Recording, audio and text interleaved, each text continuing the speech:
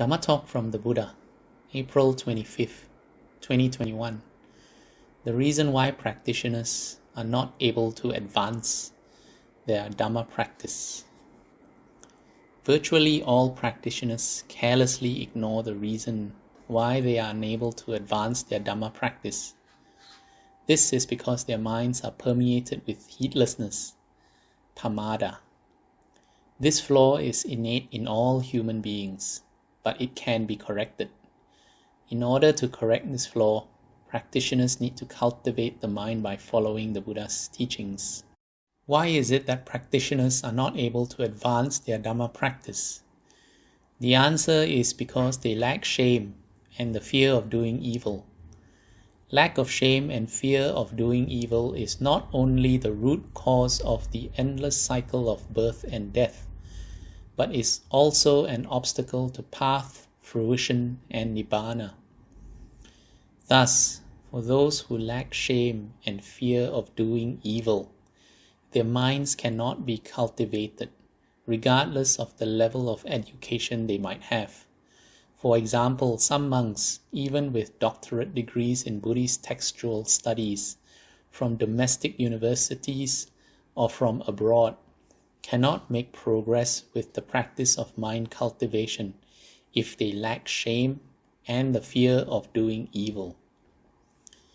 Ignorance or misperceptions about the true nature of reality, avijja, has existed in our minds for time immemorial, life after life, so it dictates our habitual actions and reactions, personality and character.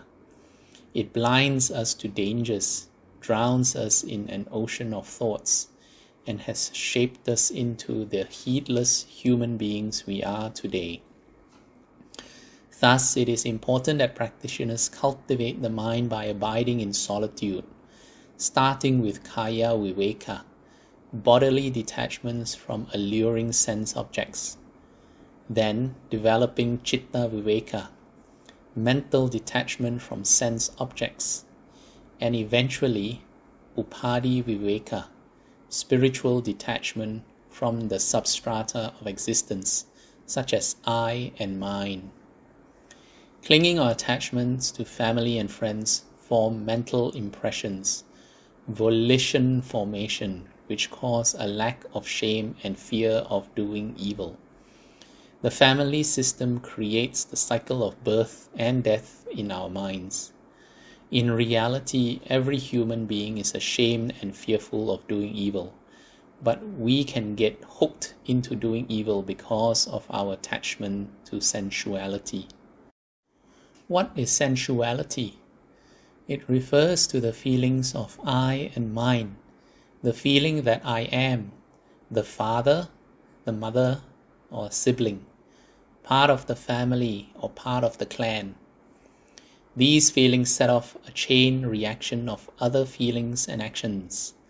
Once me and you arises, then mine and yours will unmistakably follow.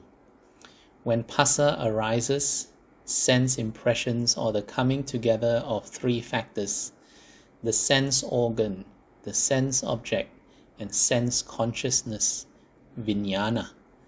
One acts and reacts based on what one is accustomed to, or the so-called old karma or old habits. Those who act and react based on phassa at all times clearly lack sati sampajanya, recollection and self-awareness.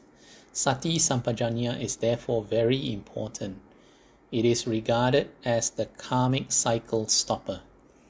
Shame and fear of doing evil are also regarded as the karmic cycle stopper and are called the guardians of the world, Deva Dhamma, as they put an end to the karmic cycle and protect the world from chaos. Enlightenment or the attainment of perfect wisdom is not a physical but a mental achievement. Without shame and fear of doing evil in mind, enlightenment cannot be attained. Perfect wisdom in this case does not mean the accumulation of Buddhist knowledge. Otherwise, those who have completed their doctorate degrees in Buddhist textual studies would have all attained enlightenment.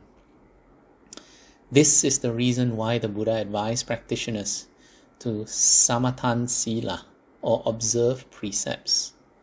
Observing precepts means to understand the meaning of each precept, and then to immediately put the precepts into practice by setting a firm goal to avoid any evil thoughts, speech, and actions, and to develop the virtue of shame and fear of doing evil.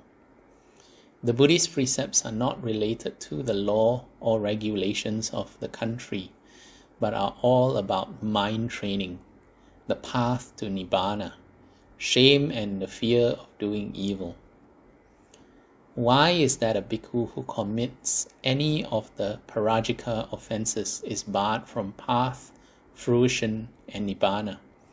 Why is it that a bhikkhu who commits any of the sangha disesa offenses is barred from path, fruition, and Nibbana unless he undergoes a period of probation or discipline, after which, if he shows himself to be repentant, he may be reinstated by the sangha of not less than 20 monks.